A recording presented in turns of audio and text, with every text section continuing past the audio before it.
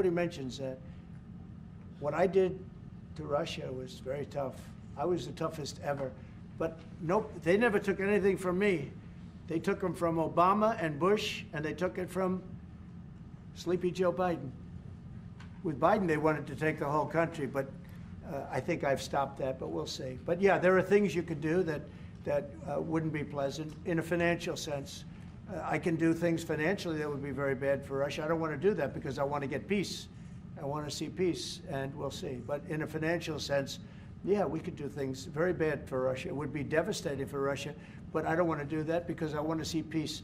And we're getting close to maybe getting something done. We've got Ukraine done, and as you know, I've always said that Ukraine might have been the more difficult party. You were here a week ago when some interesting things happened. I had somebody that didn't seem to want peace. Now he's agreed to peace. So we'll see what happens. The number one issue in Ireland is housing, to be honest, and I think it was correctly pointed out. We've got to build more houses. We've got to build them faster to give the young people of Ireland an opportunity to afford to buy a house or to afford to rent a house. We have a lot of other good things happening. That's my number one priority. Are you trying to confirm Mr. President? We shared the President's, again, unrelenting focus on peace. And he's envoying, the President himself, as soon as he came into office, went to get a ceasefire. We've been calling for a ceasefire for a long time. We want to consolidate the peace. That is our fundamental aim. We want the hostages out. I've been saying it from day one.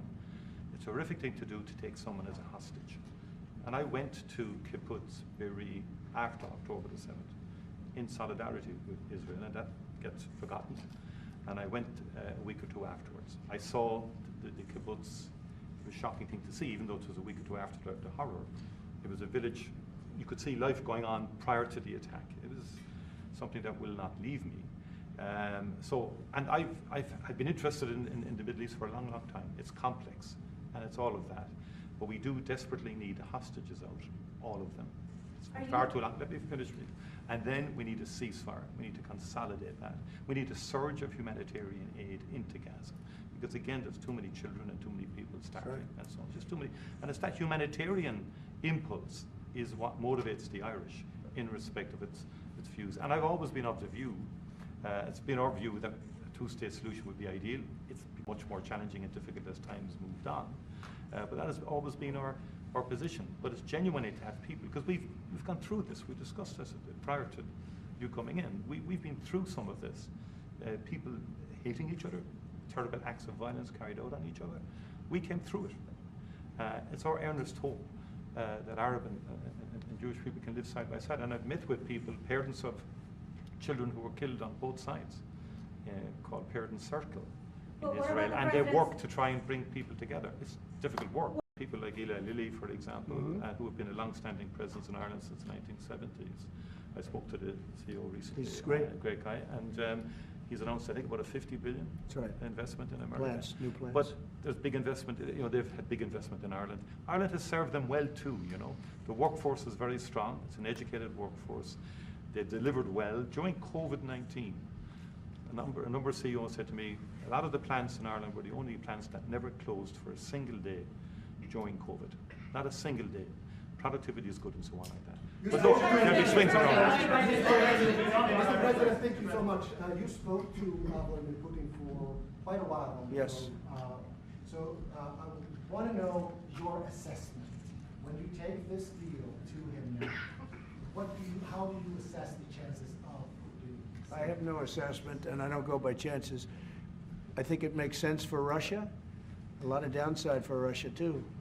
And we have a very complex situation solved on one side, pretty much solved.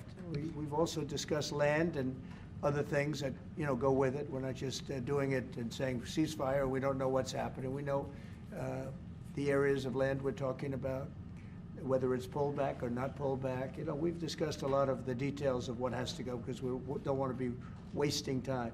We don't want to be wasting time while people are dying. I mean, as we're sitting here, you probably had 2 people die on that very open field. It's dead flat. It's great farmland, and it's dead flat. There's no protection. The only thing that stops a bullet is a human body. And these are bodies that are young people. and they're stopping a lot of bullets, because a lot of bullets are flying across those level fields. Dead flat, no protection whatsoever. It is a disaster. And so I hope he's going to have a ceasefire. You are Mr. using, President, you are using the American leverage to get a lot of political issues.